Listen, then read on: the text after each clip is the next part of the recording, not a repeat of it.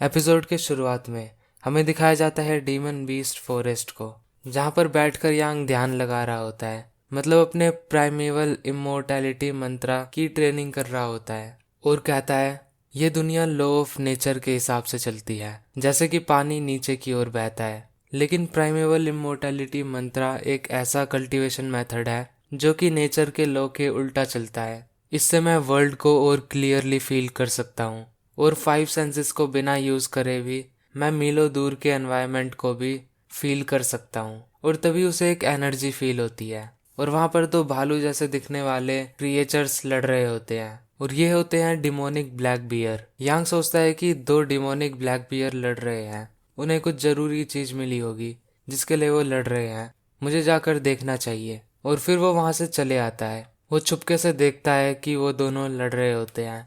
यांग उनमें से एक को एक पत्थर फेंक कर मारता है और तभी दूसरे वाला ब्लैक बियर पहले वाले को हरा देता है। और जब वो नीचे गिरता है तो वो एक पौधे की तरफ देखता है और उसे लेने की कोशिश कर रहा होता है।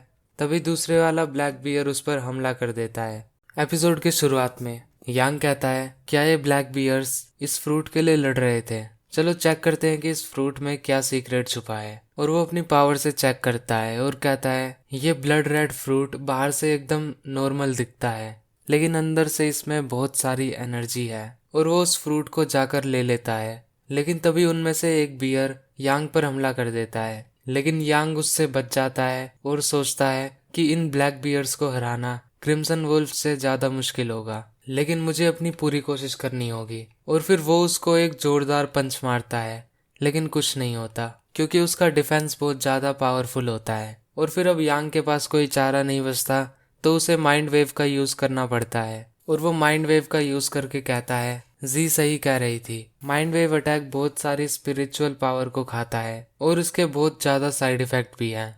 और तो और मैंने इसे अभी मैक्सिमम फ्रीक्वेंसी पे यूज किया है, लेकिन ये फिर भी एक ब्लैक बियर को हराने के लिए काफी नहीं था।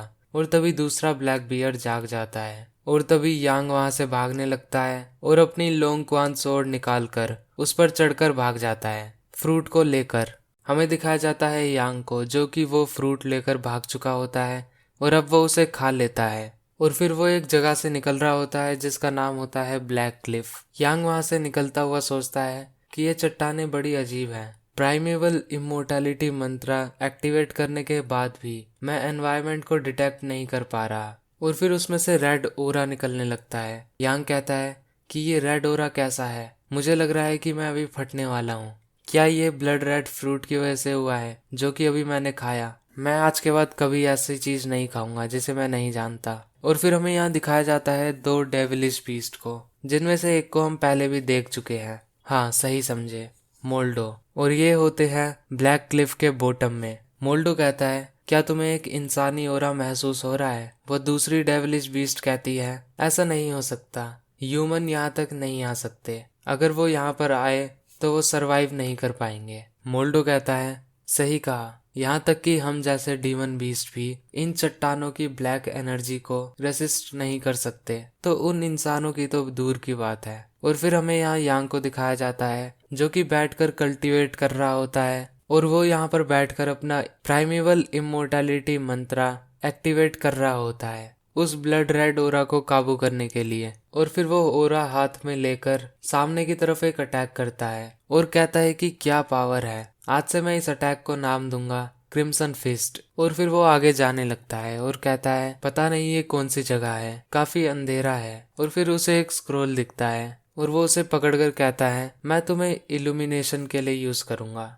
फिर कहानी जाती है मोल्डो की तरफ, जहाँ पर उन्हें एक वाइब्रेशन ओरा महसूस होती है। मोल्डो कहता है एक ह्यूमन अंदर घुस चुका है, क्या उन्हें हमारा पता चल गया? वो कहती है लगता तो नहीं, मैं सिर्फ एक ही ह्यूमन का ओरा महसूस कर सकती हूँ, अगर उन्हें हमारा पता चल चुका होता तो यहाँ एक से ज्यादा होते। मोल्डो कहता है अब हमें क्या करना चाहिए? वो ओरा पास आ रहा है, क्या मैं उसे जाकर मार दूं? वो कहती है नहीं, बैरियर ओपन होने ही वाला है, अगर मैं उसे अकेले नहीं संभाल पाई तो हमारे महीनों की मेहनत वेस्ट हो जाएगी। मोल्डो कहता है लेकिन यहाँ पर ह्यूमंस आ चुके हैं। वो ये कह ही रहा होता है तभी वो डेविलिश बीस्ट कहती है तो फिर चलो हम अपने आप को पेट्रीफाई कर लेते हैं और अपने ओरास को सील कर लेते हैं, इसके बाद वो हमें नहीं ढूंढ पाएंगे। और फिर वो एक करने लगता है। एपिसोड के शुरुआत में हमें दिखाया जाता है मोल्डो और उस डेविलिश बीस्ट को, और वो दोनों मूर्ति की तरह बन चुके होते हैं। यांग वहां पर आता है और कहता है कि यहाँ पर ब्लैक एनर्जी और भी ज्यादा डार्क हो रही है, और वो अंदर जा रहा होता है और वो एक पूल को देखता है और कहता है तो ये ब्लैक एनर्जी इस ब्लैक पूल से आ रही है, ये काफी अजीब है। तभी उसका पैर एक पत्थर से टकराता है और वो एक मूर्ति के ऊपर गिरता है, और वो होता है मोल्डो। वो उसे देखकर डर जाता है और कहता है काफी डरावना है, ये मूर्ति कहीं देखी देखी लग रही है। मोल्डो सोचता है ये तो वही है, वही इंसान जो डीमन बीस्ट फॉरेस्ट में था। यांग कहता है जब मैं बच्चा था तो बड़े मुझसे कहते थे जब भी मेरा सामना किसी बुरी स्पिरिट से होए तो मैं उन्हें अपने यूरिन से दूर भगा सकता हूँ। और वो मोल्डो पर मूतने लगता है। मोल्डो को काफी गुस्सा आता है, लेकिन वो अपने गुस्से को काबू कर लेता है। वो थोड़ी आगे जाता है और उसे दूसरी मूर्ति भी दिखती है, और वो कहता है मैंने सोचा नहीं था ऐसी सुंदर मूर्ति भी देखने को मिलेगी। और फिर वो उसे छूने जा ही रहा होता है, वैसे ही मोल्डो कहता है इंसान क्या तुम मरना चाहते हो। और फिर वो दोनों अपनी नॉर्मल पोजीशन में आ जाते हैं। यांग कहता है दो डीमन बीस्ट अपने कल्टीवेशन लेवल से मैं इन्हें अभी नहीं हरा सकता, अगर मैं इनसे लड़ा तो। मोल्डो कहता है ह्यूमन इस बार मैं तुम्हें नहीं जाने दूंगा। तभी वो डेविलिश बीस्ट कहती है नहीं, अभी सबसे जरूरी काम है उस बैरियर को ओपन करना, एक इंसान को हमारे मिशन में टांग अड़ाने मत दो। और वो यांग से कहती है हम यहाँ पर कल्टीवेट कर रहे हैं, हम तुमसे अभी उलझना नहीं चाहते, अगर तुम समझदार हो तो अभी चले जाओ। उसे जल्दी गुस्सा आ जाता है, अगर वो पागल हो गया तो वो तुम्हें मार देगा। और फिर यांग वहां से चले आता है और सोचता है कि वो यहाँ पर सिर्फ कल्टीवेट नहीं कर रहे हैं। लास्ट टाइम सू ने बताया था कि डीमन बीस्ट दूसरे स्पेस से ह्यूमन वर्ल्ड में ट्रैवल करते हैं, क्या ये उस ब्लैक पूल से रिलेटेड है? तो ये वीडियो यहीं खत्म होता है। वीडियो पसंद आई हो तो लाइक करना, और ऐसी चीजें जो मुझे वीडियो में इम्प्रूव करनी चाहिए उसे कमेंट कर देना, या वीडियो कैसी लगी ये कमेंट कर देना। इस वीडियो का लाइक एम कुछ नहीं है, लेकिन फिर भी वीडियो को लाइक जरूर करना ताकि नेक्स्ट एपिसोड को बनाने की मोटिवेशन मिले। बाकी मैं मिलता हूँ आपसे नेक्स्ट वीडियो में। Thanks for watching and good bye.